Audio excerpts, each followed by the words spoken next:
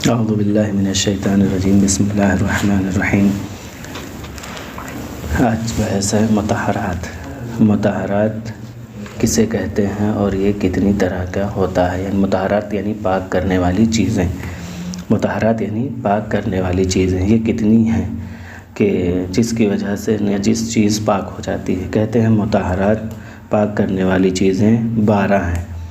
پہلا پانی، دوسرا زمین، تیسری چیز ہے سورج، چوتھی چیز ہے استحالہ، انقلاب، انتقال، اسلام اور طبیعت، اس کے بعد عین نجاست کا دور ہو جانا اور مسلمان کا غائب ہو جانا، حیوانات کا استبرہ اور ذبح کرتے وقت حیوان کا خون نکل جانا۔ یہ 12 چیزیں ایسی ہیں جو انسان کو کیا کر سکتی ہیں؟ پاک کر دیتی ہیں۔ یعنی اگر کوئی چیز نجس ہے تو اس کو پاک کر سکتی ہیں۔ یہی 12 چیزیں، انہی کو مطہرات کہا جاتا ہے۔ مطہرات 12 ہیں۔ نمبر 1 پانی۔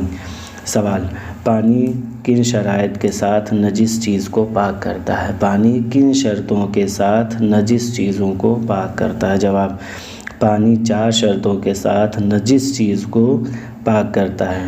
پہلا، پانی مطلق ہو، مضاف پانی جیسے عرق غلاب سے نجس چیز پاک نہیں ہوتی ہے۔ تو پانی کیا ہو؟ پہلی شرط یہ ہے کہ پانی مطلق ہو، مضاف نہ ہو۔ اگر مضاف ہوگا تو نجس چیز پاک نہیں ہوگا۔ پانی پاک ہو، دوسری شرط یہ ہے کہ پانی پاک ہو۔ تیسری شرط یہ ہے کہ نجس چیز کو دھونے کے دوران پانی مضاف نہ بن جائے۔ چوتھی شرط یہ ہے پانی نجس چیز کو پانی سے دھونے کے بعد اس میں عین نجاست کے ذرات باقی نہ رہیں۔ نجس چیز کو پانی سے دھونے کے بعد اس میں عین نجاست کے ذرات باقی نہ رہیں تو وہ پانی کیا کرے گا؟ تمام چیزوں کو پاک کر دے گا، نجاست کو پاک کر دے گا۔ سوال نمبر 146: نجس برتن کو قلیل پانی سے کیسے دھویا جائے گا؟ نجس برتن ہو گیا ہے تو اس کو قلیل پانی سے، قلیل یعنی تھوڑے پانی سے اس کو کیسے دھویا جا سکتا ہے، دھویا جائے گا؟ جواب: اگر کوئی برتن نجس ہو گیا ہے تو اس کے 2 طریقے ہیں جن کے ذریعے سے وہ برتن پاک ہو جائے گا۔ پہلا طریقہ یہ ہے کہ برتن کو 3 دفعہ قلیل پانی یعنی تھوڑے پانی سے بھرا جائے اور ہر دفعہ خالی کر دیا جائے۔ یعنی جو نجس برتن ہے اس کو قلیل پانی سے بھرا جائے اور ہر دفعہ کیا ہے؟ خالی کر دیا جائے تو وہ برتن پاک ہو جائے گا۔ دوسرا طریقہ یہ ہے کہ برتن میں 3 دفعہ مناسب مقدار میں پانی ڈالیں اور ہر دفعہ پانی کو یوں ہلائیں کہ وہ تمام نجس مقامات تک پہنچ جائے اور پھر اسے گرا دیں۔ یعنی اگر نجس برتن ہے تو اس میں اتنا پانی ڈالیں اور اس کے بعد اس کو ہلا دیں تو وہ پانی اگر نجاست تک پہنچ جائے اور اس کے بعد پھر اس پانی کو گرا دیا جائے تو وہ برتن 3 دفعہ اسی طریقے سے کرنے سے کیا ہوگا؟ وہ برتن پاک ہو جائے گا۔ یہ تھا پانی سے پاک کرنے کا طریقہ۔ کہہ رہے ہیں زمین، دوسری چیز ہے زمین جو نجاست کو پاک کرتی ہے۔ زمین کس چیز کو پاک کرتی ہے؟ زمین کس چیز کو پاک کرتی ہے؟ جواب: زمین 2 چیزوں کو پاک کرتی ہے، پاؤں کے تلوے اور جوتے کے نچلے حصے کو۔ پاؤں کے تلوے اگر نجس ہو جائیں یا جوتے کے تلوے نجس ہو جائیں تو زمین کیا ہے؟ پاک کر دیتی ہے۔ سوال 148: زمین کن شرائط کے ساتھ ان چیزوں کو پاک کرے گی؟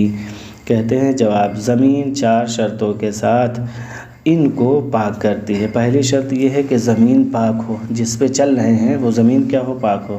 دوسری شرط ہے کہ زمین خشک ہو، ایک پاک ہو، دوسری کیا ہے؟ خشک ہو، یعنی گیلی نہ ہو، سوکھی ہو۔ تیسری شرط جوتے کے تلوے یا پاؤں کے تلوے پر نجاست زمین پر چلنے سے لگی ہو، یعنی نجاست کیا ہو؟ وہ زمین پر چلنے سے ہی لگی ہو۔ ٹھیک۔ چوتھی شرط یہ عین نجاست زمین پر چلنے یا رگڑنے سے دور ہو جائے۔ ٹھیک۔ چوتھی شرط یہ ہے کہ عین نجاست زمین پر چلنے یا رگڑنے سے دور ہو جائے تو وہ زمین کیا کرے گی؟ اس نجس تلوے یا جوتے کے نیچے حصے کو پاک کر دے گی۔ سوال نمبر 149: زمین کے مطہر یعنی پاک کرنے والی سے کیا مراد ہے، یعنی زمین کے مطہر ہونے سے کیا مراد ہے، یعنی زمین پاک کرنے والی، اس سے کیا مراد ہے؟ جواب، زمین سے مراد یہ ہے کہ ہر وہ چیز جسے زمین کہا جائے، جیسے پتھر، مٹی، ریت، اینٹ کا فرش وغیرہ، اسے زمین مطہر کہتے ہیں۔ پھر کہہ رہے ہیں کہ سوال نمبر 150، جو آدمی ٹیڑھے پاؤں سے چلتا ہے اس کا پاؤں کیسے پاک ہوگا؟ جو آدمی ٹیڑھے پاؤں سے چلتا ہے اس کا پاؤں اگر نجس ہو جائے تو وہ کیسے پاک ہوگا؟ جواب، جو آدمی ٹیڑھے پاؤں سے زمین پر چلتا ہے تو اس کے پاؤں کا ظاہری حصہ باطنی شمار ہوگا اور زمین سے پاک ہو جائے گا، یعنی ظاہری حصہ کیا ہے؟ باطنی شمار ہوگا اور زمین سے چلنے سے کیا ہو جائے گا؟ پاک ہو جائے گا۔ سورج، تیسری جو ہے مطہرات میں سے تیسری ہے سورج، تیسری چیز کیا ہے؟ سورج۔ سوال نمبر 151، سورج کن چیزوں کو پاک کرتا ہے؟ سورج کن چیزوں کو پاک کرتا ہے؟ جواب، سورج زمین اور جو چیزیں زمین پر قائم ہیں جیسے مکان اور دیواریں وغیرہ کو پاک کرتا ہے، یعنی زمین کو پاک کرتا ہے اور زمین پر جتنی چیزیں قائم ہیں جیسے مکان اور دیوار وغیرہ کو سورج کیا کرتا ہے؟ پاک کر دیتا ہے۔ سوال 152، کیا سورج مکان کے دروازے، دیوار میں گڑے ہوئے کیل، درختوں اور ان کے پتوں وغیرہ کو پاک کرتا ہے؟ جواب، جی نہیں، سورج ان تمام چیزوں کو پاک نہیں کرتا ہے۔ سوال نمبر 153، سورج سے زمین اور اس پر قائم بلڈنگ وغیرہ کو پاک کرنے کی شرائط کیا ہے؟ جواب، زمین سے یعنی نجاست دور ہو چکی ہو، دوسری شرط یہ ہے کہ وہ زمین تر ہو جائے نجاست سے، جیسے پیشاب وغیرہ، یا خشک ہونے کے بعد اس کو تر کیا جائے، یعنی اس کو ہٹانے کے بعد یا جو سوکھ گیا ہو تو پھر اس کو کیا کیا جائے؟ تر کیا جائے۔ تیسری شرط یہ ہے کہ وہ رطوبت اور تری سورج کی کرنیں اس پر پڑنے کی وجہ سے خشک ہو، یعنی سورج کی کرنیں اس پر پڑنے سے وہ تری کیا ہو؟ خشک ہو، تو وہ چیز پاک ہو جائے گی۔ سوال نمبر 154، نجس زمین سورج کی تپش اور ہوا کی وجہ سے خشک ہو جائے تو پاک ہو جائے گی؟ نجس زمین سورج کی تپش یعنی سورج کی کرن نہ پڑے، سورج کی تپش یعنی گرمی اور ہوا کی وجہ سے خشک ہو جائے تو کیا پاک ہو جائے گی؟ جواب، جی، اگر سورج کے ساتھ ہوا بھی ہو اور نجس زمین خشک ہو جائے تو پاک ہو جائے گی۔ نمبر 4 مطہرات میں سے کیا ہے؟ استحالہ، چوتھی چیز استحالہ ہے۔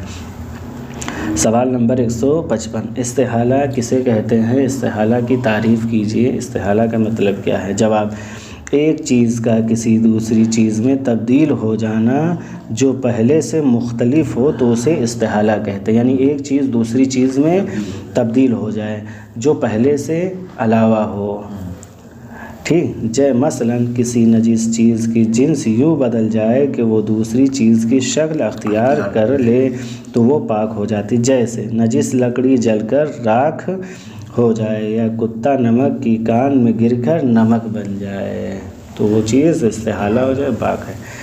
سوال نمبر 156، اگر نجس چیز میں تبدیلی ہو لیکن اس کی جنس تبدیل نہ ہو تو اس کا کیا حکم ہے؟ اگر نجس چیز میں تبدیلی ہو لیکن اس کی جنس میں تبدیلی نہ ہو تو اس کا کیا حکم ہے؟ جواب، اس صورت میں وہ پاک نہیں ہوگی، جیسے گندم کو پیس کر آٹا بنا لے یا نجس آٹے کی روٹی بن جائے تو وہ پاک نہیں ہوگا کیونکہ جنس تبدیل نہیں ہو رہا ہے، ٹھیک۔ سوال اب یہ چوتھا، مطہرات میں سے پانچواں کیا ہے؟ انقلاب، پانچویں چیز مطہرات میں سے انقلاب ہے۔ انقلاب کسے کہتے ہیں؟ انقلاب کس چیز کو پاک کرتا ہے؟ انقلاب، جواب، اگر شراب خود بخود سرکہ بن جائے یا شراب میں نمک وغیرہ ملانے سے سرکے میں تبدیل ہو جائے تو وہ پاک ہو جاتی ہے۔ انقلاب یعنی بدلنا، تو اگر شراب خود بخود سرکہ بن جائے یا شراب میں نمک وغیرہ ملانے سے سرکے میں تبدیل ہو جائے تو وہ چیز پاک ہو جائے گی، یعنی وہ شراب پاک ہو جائے۔ سوال نمبر 158، اگر نجس چیز مثلا نجس انگور یا نجس کھجور سے شراب بنائی جائے، مثلا نجس چیز سے جیسے نجس انگور ہو یا نجس کھجور سے شراب بنائی جائے تو سرکہ بننے سے پاک ہو جائے گا؟ جواب جی نہیں، اس صورت میں وہ شراب پاک نہیں ہوگی، کیونکہ نجس چیز سے شراب بنایا گیا ہے نا، اب وہ چیز پاک نہیں ہوگی۔ اگرچہ وہ شراب کیا ہو پھر سرکے میں تبدیل ہو جائے تو وہ پاک نہیں ہوگا۔ کہہ رہے ہیں مطہرات میں سے چھٹی چیز ہے انتقال۔ انتقال بھی کیا ہے؟ نجس چیز کو پاک کرتی، لیکن کس کو پاک کرتی؟ انتقال کس چیز کو پاک کرتی ہے؟ سوال، انتقال کس چیز کو پاک کرتی ہے؟ جواب، اگر انسان یا حیوان کا خون کسی ایسے حیوان میں منتقل ہو جائے جس میں خون نہیں ہوتا اور وہ خون اس حیوان کے بدن کا حصہ بن جائے تو وہ پاک ہو جائے گا۔ جیسے اگر مچھر انسان کا خون چوس لے اور وہ مچھر کے بدن کا حصہ بن جائے، اب مچھر سے نکلنے والا خون پاک ہوگا، یعنی اس کا حصہ بن جائے، پھر وہ خون کیا ہو جائے گا؟ پاک ہو جائے گا، انتقال کر گیا۔ سوال 160، علاج کے لیے انسانی جسم سے بعض حشرات یعنی جونک خون چوس لیتی ہیں۔ حشرات یعنی جیسے جونک خون چوس لیتی ہیں، اس خون کا کیا حکم ہے؟ جو جونک وغیرہ رہتی ہیں انسان کے جسم سے علاج کے لیے کیا تو وہ خون چوستی ہیں، تو اس خون کا کیا حکم ہے؟ جواب، جو خون جونک چوس لیتی ہے چونکہ وہ جونک کے بدن کا حصہ نہیں بنتا لہٰذا وہ خون نجس ہوگا۔